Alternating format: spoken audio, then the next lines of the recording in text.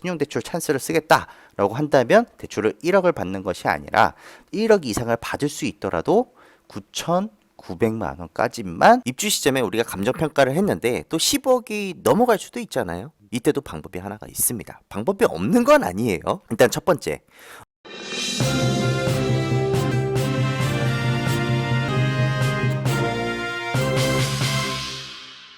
당첨이 된다 하더라도 돈이 없어서 포기를 해야 된다. 주위에서도 이런 말을 하시는 분들이 참 많으신 것 같습니다. 그 이후로 청약 당첨 후에 전세 세입자를 구해서 중도금도 갚고 잔금도 치러야 되는데 이 중도금 대출을 받으면 입주 의무가 있어서 어렵지 않느냐. 분양가 9억 이상 시 중도금 대출도 안 나오는데 80%는 현금으로 마련해야 되느냐. 입주 시세가 15억이 넘어가면 주식담보대출도 안 나오는데 현금 마련은 어떻게 해야 되느냐. 이런 고민들을 많이 하시더라고요. 여러분도 똑같은 생각을 하고 있지 않으셨습니까? 부동산 투자는 큰 돈이 필요하다고 생각하시는 분들이 참 많습니다. 물론 적지 않은 돈이 들어가는 것도 맞고요. 집이 한두 푼 하는 것도 아니잖아요. 하지만 큰 돈이 얼마인지는 개인마다 차이가 있겠지만 스스로 큰 돈이라고 생각한 금액이라면 본인의 연봉보다 한 5배에서 한 10배는 많겠죠. 이 총액만을 생각한다면 내 집 마련은커녕 부동산 투자는 시작조차 하실 수 없을 겁니다. 오늘 이 영상이 평생 무주택자로 살아가던 삶들을 벗어날 수 있는 이런 희망을 주는 영상이 되기를 바라는 마음에 이 영상을 찍게 되었습니다. 5억의 아파트를 청약으로 마련하기 위해서는 얼마의 돈이 필요할까요? 청약에 당첨되면은 5억을 한 방에 내야 된다라고 잘못 아시는 분들도 계시는데요. 그렇지 않고요. 청약이 당첨되면은 단계별로 돈을 나눠서 납입을 해야 합니다. 보통은 계약금을 10%, 그리고 중도금 60%, 잔금을 30% 정도를 가져가고요. 혹은 계약금을 20%, 중도금 60%, 잔금 20%를 가져가기도 합니다. 공고에 따라서 계약금도 1차에 10%, 계약금 2차에 10% 이렇게 나눠서 내기도 합니다. 계약금과 잔금의 경우에는 사업 주체마다 다르다 보니까 공고문을 통해서 확인해야 된다는 점을 다시 한번 말씀드리겠습니다. 모집 공고문을 보시게 되면요. 공급 금액과 그리고 계약금, 중도금, 잔금, 그리고 계약금에 대한 회차별 날짜, 중도금 회차별 날짜에 대한 안내가 명확하게 명시가 되어져 있습니다. 계약금은 청약 당첨 후 짧게는 2주, 그리고 길게는 한 달 이내로 납부를 하시게 될 텐데요.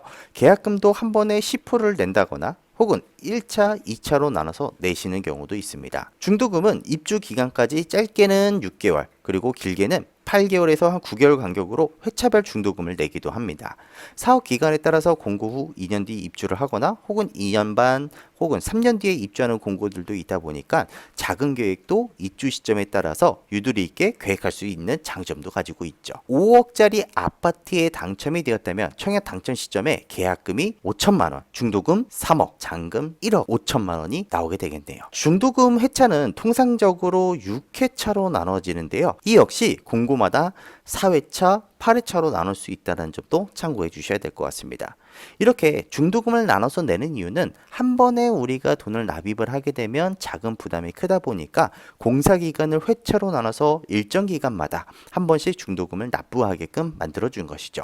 중도금 납입 일정은 통상적으로 6회차로 나눠지고요. 청약 당첨 후에 2년 이내에 입주한다고 가정을 했을 때 총 6회차. 그러니까 회차별로 5천만 원씩 중도금을 치러야 되는데 이때 시행사에서 분양가가 9억 미만의 경우나 대단지 경우에는 건설사에서 중도금 대출이라는 집단 대출을 금융기관을 선정해서 중개해 주기도 합니다.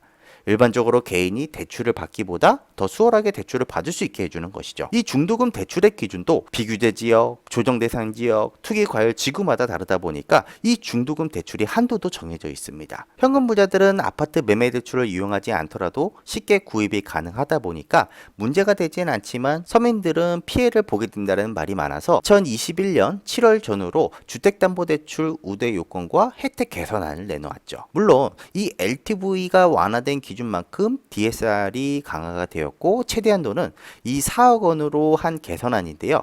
이런 우대 혜택을 받을 수 있는 대상은 이 부부 합산 연소득 8천만 원 이하에서 9천만 원으로 상향 조정이 되었고요. 생애 최초 구입자는 9천만 원 이하에서 1억 미만으로 이렇게 개선이 되었습니다. 조정 대상 지역의 LTV는 기존에는 이제 60%였지만 이거를 구간별로 나눴어요. 5억부터 8억 구간은 60%이지만 5억 이하인 경우에는 70%까지 상향을 조정을 해줬고요.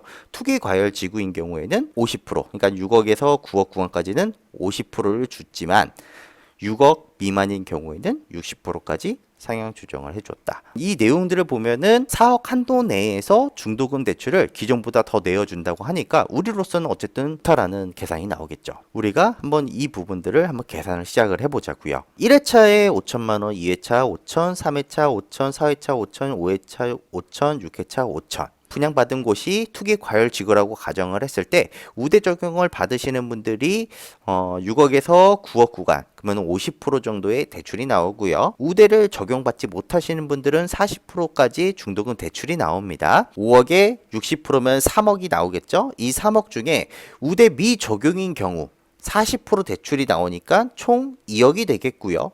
우대를 받는 경우에는 50% 대출이 나오니까 우리가 정작 필요한 금액은 중도금 대출 2억 5천만 원이 필요하겠네요. 우대를 미적용을 받는다라고 한다면 5회차, 6회차는 자비로 해결을 해야 된다는 말이겠고요. 우대를 우리가 적용을 받을 수가 있다라고 하면은 6회차 부분만 우리가 자비로 해결을 하면 된다는 말이 되겠네요. 사실 이제 이거는 좀 팁이라고 하기보다는 사실 정보인데요. 2019년도에 이 중도금 연체 마케팅이라는 것이 있었습니다. 9억 초과 주택에 대해서는 중도금 대출이 하나도 되지 않다 보니까 계약이 취소가 되거나 혹은 이 흥행이 저조했던 시기가 있었어요. 어쨌거나 분양가 때문에 흥행이 저조하게 되면은 건설사 입장에서는 달갑지 않았겠죠. 그래서 건설사들이 중도금을 내지 않더라도 연체 이자만 내면 계약 해지는 안 할게.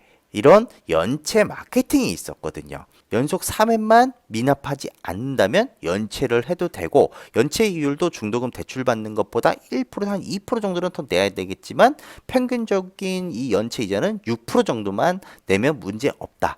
오히려 이 부분도 말을 하기도 했습니다. 결론은 가능은 하지만 2021년 7월 이후부터 적용하기가 애매모호한 부분들도 있다 보니까 해당 공고문을 여러 번 읽어보시고 시행사를 통해서도 페널티에 대해서 문의해서 작은 계획을 세우는데 문제없이 준비를 하셔야 될 것 같습니다. 지금 중도금 연체 전략을 말씀드린 이유는 이 방법을 사용하세요가 아니라 이런 방법도 가능하구나, 이런 게 있구나라는 정도로만 이해를 해주시면 좋을 것 같습니다. 그럼 다시 우리가 작은 계획표를 한번 살펴보면요. 계약금 5천만 원은 자비로 해결을 하고 중도금 1차부터 5차까지는 집단 대출을 일으키고 중도금 6차는 자력분 자비로 해결을 한다. 자, 그러니까 입금 전까지 5억짜리 분양에 당첨이 된 경우 우리가 필요한 최소 현금은 1억. 네, 1억 정도가 필요하겠네요. 그동안 우리가 집단 대출을 잘 받고 잘 활용했다면 입주 시기에는 중도금도 모두 상환을 해야 등기를 칠 수 있다 보니까요. 주택담보대출로 이제 전환을 해야 되는 시점이 된 것이죠. 중도금 2억 5천, 잔금 1억 5천, 총 4억.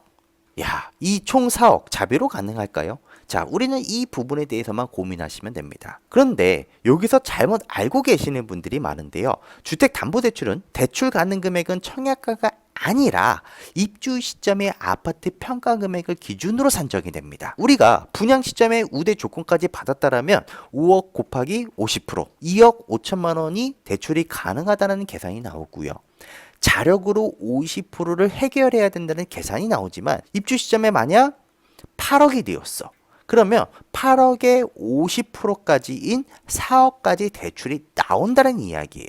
자, 그런데 요즘 공공분양의 경우에는 분양가 상한제가 걸려서 당첨만 돼도 5억, 8억은 기본 시세 차익이다. 이런 로또라는 말을 많이 하잖아요. 그래요. 8억까지는 알겠어요. 그런데 9억이 초과되면 담보대출이 20%밖에 안 나오잖아요. 라고 이렇게 말씀하시는 분들이 있어요. 아닙니다.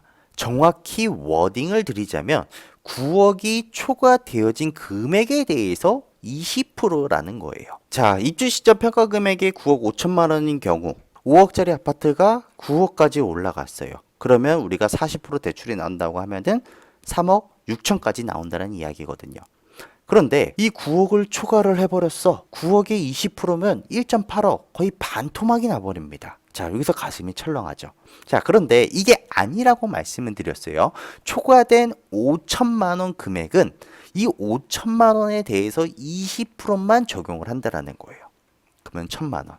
자, 그러면은 우리가 이 3억 6천 플러스 2천만 원, 즉 3억 7천만 원까지 대출이 가능하다라는 계산이 된다라는 거예요. 입주 시점에 그러면 10억이 되었다라면 대출을 못 받는다? 네. 15억이 되었다라면 투기 과열 지구의 초고가 아파트를 담보로 한 주택 구입용 주택 담보 대출을 금지한다라는 내용이 나왔습니다. 만약에 입주 시 아파트 시세가 10억이 넘어 그러면 주담대가 아예 안 나오면 어떡하냐? 네, 맞아요. 자, 그런데 이 시세라는 것은요, KB 시세가 15억 이상 등재가 되면은 대출이 불가능한 게 맞거든요. 그런데 요즘 분양되는 아파트들은 전매 제한으로 10년 동안 거래가 없습니다. 그죠? 앞으로도 없을 거고요. 10년 동안. 이 말은 KB 시세가 있다 없다. KB 시세가 없다라는 거예요. 재건축처럼 입주권 거래도 없습니다. 자, 그러면 은행은 감정기간에 의뢰해서 시세 감정을 받아야 되거든요.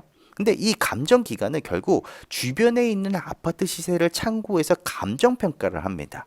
그런데 우리가 메인 강남권에 있는 곳이 아닌 이상 웬만하면은 주변에 있는 시세가 뭐 진짜 20억, 30억 정도 하지 않는다라면은 이 15억 이상은 잘 안 준다라는 거예요. 왜? 이 감정 평가를 한다는 것 자체가 대출을 해주기 위해서 감정 평가를 하는 거잖아요. 자, 그럼 이 감정 평가사들이 15억 이상 책정을 안 할 거라는 이야기예요. 통상적으로 한 10억, 13억에서 한 14억 정도 잡을 거다. 입주 시점에 우리가 감정평가를 했는데 또 10억이 넘어갈 수도 있잖아요. 이때도 방법이 하나가 있습니다. 방법이 없는 건 아니에요. 일단 첫 번째, P2P 대출을 활용하는 방법. 1, 2금융권에서는 대출이 안 나오다 보니까 일단은 이제 3금융권으로 이제 넘어가야 하는데, 이 P2P 대출이 뭐냐면은 제가 올려놓은 영상들을 보면은 이 P2P 대출과 관련된 컨텐츠가 있습니다. 그 영상을 한번 보시면 될 것 같고요. 이자율만 놓고 보면은 1, 2금융권에서 받는 것보다는 아무래도 이자는 좀 세게 나오겠죠. 뭐 한 10%에서 막 15% 정도 나온다라고 일단은 뭐 가정을 해보겠습니다. 잔금을 치르고 일단 등기를 치는 게 일단은 급선무니까요. 자, 우선 등기를 치면 일단은 해법이 하나가 나옵니다. 사업자를 내는 겁니다. 사업자 내기. 자, 왜냐면은 아파트 담보대출에는 총 두 가지의 종류가 있습니다. 첫 번째, 가계대출이 있고요. 그리고 두 번째, 사업자 대출이 있습니다. 자, 이게 뭐냐면 가계대출은 일반적으로 모두가 알고 있는 지금 40%에서 70% 정도의 대출 규제 적용을 받는 아파트 담보대출입니다. 그죠? 그런데 이 사업자 대출은 개인 사업자를 대상으로 아파트 한도 대비 대출 비율이 일반적으로 높은 상품입니다. 자, 사업자 대출의 한도는요, 지금 현재 최대 95%까지 대출이 나옵니다. 물론 정확하게 따진다면은 한도 비율에 따라서 금리가 달라진다라는 것이 일단은 맞는데요. 일단은 평균적으로 지금 나오기로는 한 80%까지 받는다. 그러면 한 3%대, 한 85% 정도까지 받는다. 그러면 한 4.2% 정도. 그리고 한 95%까지 풀로 땡긴다. 그러면 약 한 6.9%대까지 나오는 걸로 나와 있습니다. 등기를 치는 게 일단 목적이에요. 등기가 됐다. 그러면 지금 현재 이자율이 뭐 10%에서 한 15% 정도였는데, 자, 주담대로 넘어가게 되면은 이게 한 7%대로 뚝 하고 떨어진다. 이런 방법도 있다. 무엇보다 중요한 거는 이런 행복한 고민을 일단 청약이 되고 나서 해도 된다는 말씀을 좀 드리고 싶고요. 자, 결국 우리가 이 5억짜리 청약에 당첨이 되면 계약금 10% 5천만 원, 중도금 대출 2억 5천 받고, 그러니까 50%. 그리고 잔금 치를 때 감정가가 한 8억 이상까지 왔다. 주담 대출은 50%까지 나오니까 4억까지 대출이 가능하다. 4억 풀로 찍고 계약금 5천만 원, 주담대 4억, 잔금 5천만 원. 그러니까 우리는 1억이 현금만 있어도 8억짜리 아파트의 분양을 성공할 수 있다라는 거예요. 오늘 내용은 어떤 청약에 대한 전략도 말씀드리기 위한 영상이기도 하지만 좀 희망의 메시지를 좀 전달을 드리고 싶었습니다. 오늘 이야기를 좀 들으니까 좀 희망이 보이지 않나요? 8억짜리 아파트를 1억의 현금으로 매수할 수 있다. 5억이라고 생각하면 멀었던 금액이 1억. 혹은 1억 5천만 원이라고 생각한다면 좀 더 나한테 가까워지겠죠. 자, 2년 동안 1억 5천원 어떻게 모으냐 할 수도 있어요. 하지만 분명한 것은 청약 시점에 자금이 모자라도 또 입주 시점까지 더 모을 수 있다라는 거예요. 그게 아니라고 한다면 뭐 주식담보대출, 뭐 전세, 뭐 이것도 주는 것들이 안 된다면은 퇴직금 중간정산, 예금담보대출, 보험담보대출을 받던가, 아니면 지금 우리가 살고 있는 뭐 전세에 살고 있다라고 한다면 월세로 전환한다거나 혹은 반전세로 전환을 한다거나 혹은 신용대출을 받거나 혹은 가족 찬스를 받을 수는 있겠죠. 이 신용대출은 좀 주의하셔야 될 부분이 있어요. 내가 이제 신용대출로 1억 이상 그리고 플러스 조정 지역에서 내가 이 신용대출을 받아서 주택을 매수를 한다라고 했을 때는 대출이 회수가 돼 버립니다. 신용대출 찬스를 쓰겠다라고 한다면 대출을 1억을 받는 것이 아니라 1억 이상을 받을 수 있더라도 9,900만 원까지만 받아야 한다라는 거. 가족 찬스를 잘못 쓰게 되면은 좀 세금 폭탄을 맞을 수 있습니다. 그래서 요거는 이제 좀 방법을 좀 알려드리겠는데요. 금전을 무상으로 대출을 해준다. 그에 따른 이익 증여 과세 조건이 충족이 되면은 세금을 맞을 수가 있어요. 그러니까 무상 혹은 적정 이자율보다 낮거나 무상이면은 증여세 과세가 될 수 있습니다. 현재 이 적정 이자율을 나라에서 얘기하는 게 4.6%를 이야기를 하고 있습니다. 그러니까 이 적정 이자율이 4.6%보다 낮더라도 그로 인해서 발생하는 이익이 1,000만 원 미만일 때는 증여세를 과세하지 않아요. 한 가지 예로 이번에 좀 이슈가 되었던 최재형 전 감사원장에 대한 사례를 한번 보면은 이 4억 원의 연 이자율 2.75%로 자녀에게 돈을 빌려줬다. 근데 요 세금 문제는 퀘션 마크 요 내용이 나왔거든요. 자, 이 4억 원의 연 이자율 2.75% 이게 문제냐 아니냐. 사실 이거는 문제가 되지는 않습니다만 원천 징수를 신고하지 않았기 때문에 좀 이슈가 된 사례인데요. 요 내용을 한번 살펴를 좀 보면서 한번 말씀을 좀 드려보겠습니다. 계산을 해보면 4억 원 곱하기 4.6% 이게 적정 이율이라는 거예요. 그러면은 1,840만 원에 대한 이자를 받아야 된다라는 거예요. 그런데 지금 4억에 2.75% 요거를 받았다라는 거잖아요. 그죠? 그러면 1,100만 원. 자, 그런데 이게 왜 문제가 되지 않냐면 1,840만 원 빼기 1,100만 원 하면은 740만 원. 즉 이자에 따른 이 이익이 1,000만 원 미만일 때 증여세는 과세하지 않는다라고 했다라니까 요거에 대해서는 혹시 몰라 제가 좀 말씀을 드리겠고요.